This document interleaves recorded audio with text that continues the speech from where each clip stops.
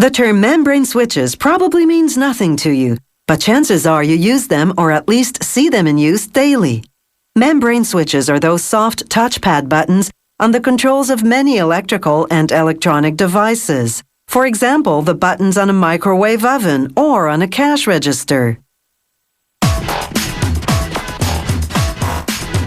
The surface on the appliance's control panel is called the graphic overlay. It's a sheet of plastic on which they print the design of the control buttons.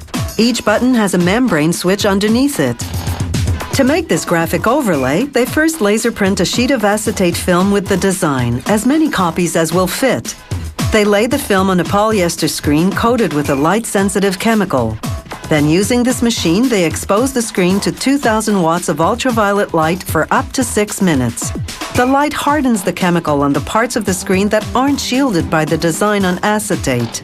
This blocks the screen's minute holes everywhere except in the design. Workers remove the acetate film and rinse off the shielded chemical that didn't harden. Now they have a screen stencil of the design they're going to print. Workers dry off the screen and install it on a printing press. A squeegee drags the ink across the screen, pushing it down through the open holes, printing the design onto the overlay plastic.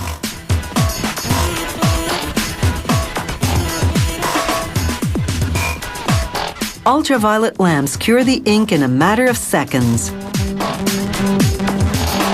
Each color of the design goes on separately.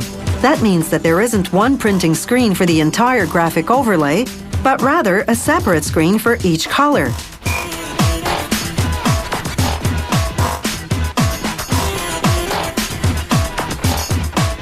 Meanwhile, on another screen printing press, they print the circuitry layout onto transparent plastic.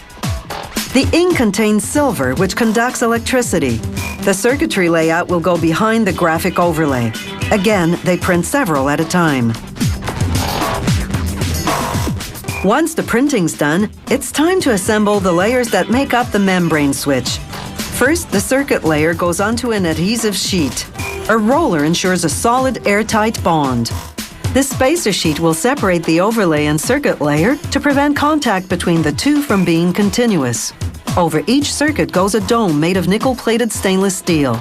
This forms an electrical contact over the circuit that must be forcibly pressed in order to activate the circuit. They adhere a polyester sheet to hold the domes in place for now. After cutting out each circuitry layout and each graphic overlay, they expose the adhesive backing on the overlay and stick it to the circuit layer. The membrane switches are now complete. This control panel is for a hospital bed. Some membrane switches have a light-emitting diode, or LED, a tiny colored light that goes on when you press the switch to confirm contact. The factory's robotic machines deposit 2 drops of epoxy paste on the circuit layer wherever an LED will go. The paste contains silver, again to conduct the current. A robot then picks up the LEDs and deposits them on the drops of paste. The robot then puts a dome on each circuit, creating an electrical contact. The red light you see is a camera checking the positioning. Testing equipment runs a current through the circuitry to make sure that everything works. Then a drop of transparent sealant goes over each LED. The sealant hardens under ultraviolet light, holding everything solidly in place. Now workers remove the panel from the automated line and plug it in. Lighting up all the LEDs helps them position the graphic overlay properly. This control panel is for a wall oven. No LEDs on this model.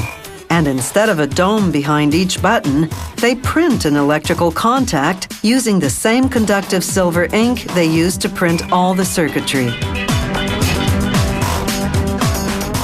After rolling on the graphic overlay, they peel off the protective plastic, then flip the control panel upside down and snap it into its cover.